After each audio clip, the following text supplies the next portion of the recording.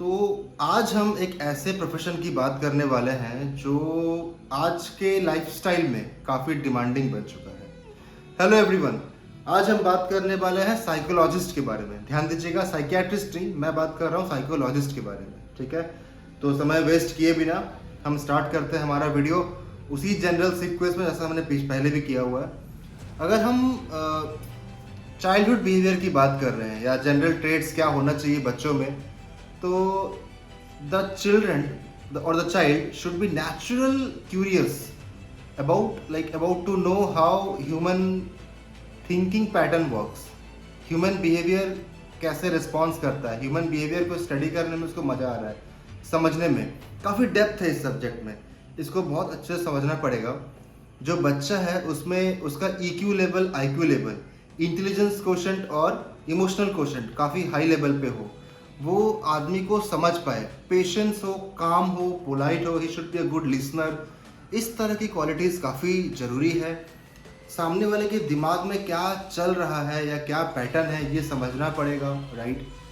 ये टॉपिक खुद में एक बहुत बहुत वास्ट टॉपिक है और इसमें बहुत स्कोप है पढ़ने का, सीखने का।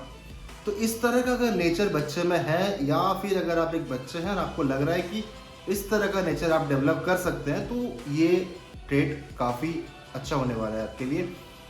काफ़ी डिमांडिंग भी है अभी के टाइम पे। जो स्ट्रेसफुल लाइफस्टाइल हम लीड कर रहे हैं ग्लोबली, उस टाइम पे अभी मेंटल अवेयरनेस भी बहुत बढ़ रहा है लोगों का। मेंटल हेल्थ को लेकर जो अवेयरनेस होता है वो काफ़ी पीक पे है, तो यहाँ पे एक साइकोलॉजिस्ट का डिमांड काफ़ी ज़्यादा हो रहा है। ठीक है, अब हम आते हैं सब्जेक्ट कॉम्बिनेशन पे। तो अगर आप एक ऐसे स्कूल में हैं जहाँ पे साइकोलॉजी ऑप्शन मिल रहा है 11th-12th में, बिल्कुल ले लीजिए। अगर नहीं है तो फिर आपके हाथ में कुछ रहा नहीं उसके बारे में, आप बाहर से बुक लेके पढ़ सकते हैं। Keeping biology will definitely help you, but it is not mandatory. फिर भी मैं बोलूँगा आप बायो रख लीजिए, वो आपको ह्यूमन बॉडी का जो पैटर्न ऑफ वॉकिंग है ये समझने में काफ़ी हेल्प करेगा। इसके अलावा अगर आपके पास पॉसिबल हो तो सोशियोलॉजी, फिलॉसफी, ये सब्जेक्ट बिल्कुल रख लीजिए। This will help you to understand the way a human brain think, act and perform, और थिंकिंग पैटर्न किन किन पैरामीटर्स पर डिपेंड करता है externally as well as internally, ये सब समझने में काफ़ी हेल्प करेगा। अगर आप सोशियोलॉजी एंड फिलॉसफी थोड़ा सा रख सकते हैं, पॉसिबल अगर है आपके स्कूल पे, तो जरूर रखें 11th एंड 12th में। अब हम बात करते हैं कि कॉलेज में कैसे पहुंचे, क्या एंट्रेंस पैटर्न वगैरह रहता है। तो अभी नेशन वाइड साइकोलॉजी के लिए स्पेशल कोई एंट्रेंस एग्जाम अवेलेबल नहीं है।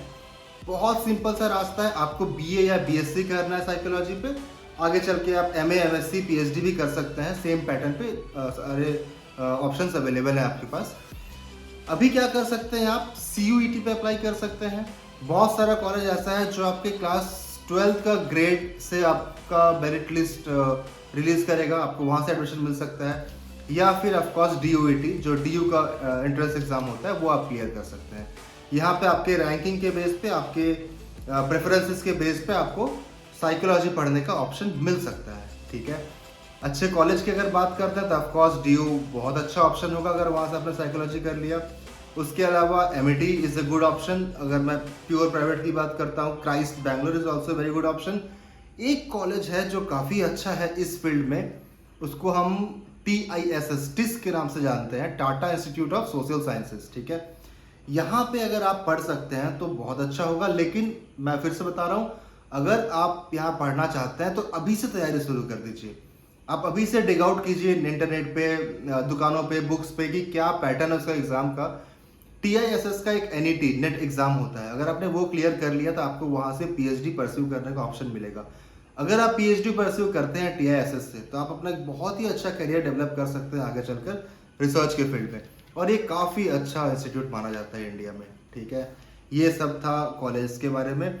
अब हम आते हैं प्रोफेशनल डिस्क्रिप्शन, क्या होने वाला है आपका इस फील्ड में, क्या करना है आपको। Basically being a psychologist you are going to deal with emotional, psychological and behavioural issue of people.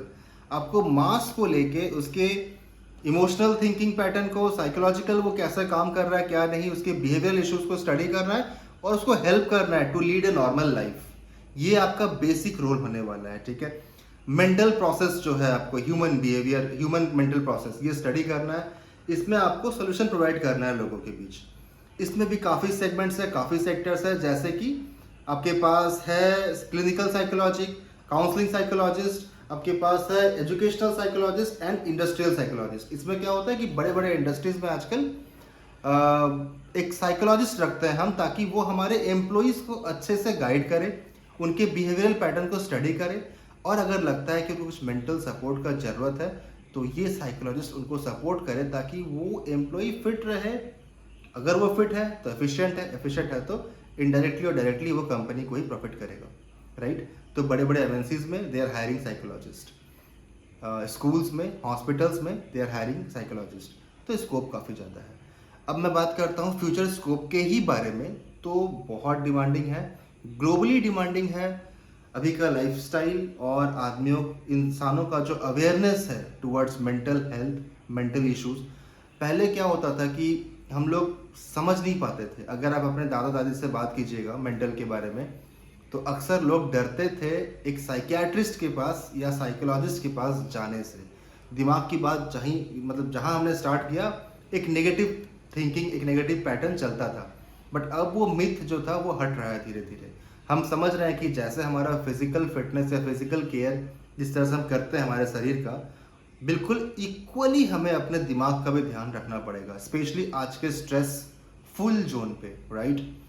तो साइकोलॉजिस्ट को अब इंसान समझ रहे हैं, मेंटल इश्यूज को इंसान समझ रहा है, तो डिमांड भी इसका काफ़ी बढ़ रहा है। स्कूल्स में, हॉस्पिटल्स में, कॉलेजेस में, प्राइवेट प्रैक्टिस में, हर जगह इसका स्कोप है। तो ये काफ़ी अच्छा आपके लिए बन सकता है फ्यूचर प्रोफेशन। बस यही है कि पहले से सोच लीजिए, डिटरमाइंड हो जाइए, इसी रास्ते पे चलना शुरू कर दीजिए। अभी से प्रैक्टिस कीजिए, अच्छे अच्छे कॉलेज सर्च कर लीजिए, उसके एग्ज़ाम पैटर्न, एंट्रेंस एग्ज़ाम के क्वेश्चंस या जो एग्ज़ाम्स होते हैं टाइप्स को स्टडी कर लीजिए। अभी से प्रिपेयर हो जाइए, अपना रूट प्लान तैयार कर लीजिए एंड गो फॉर इट।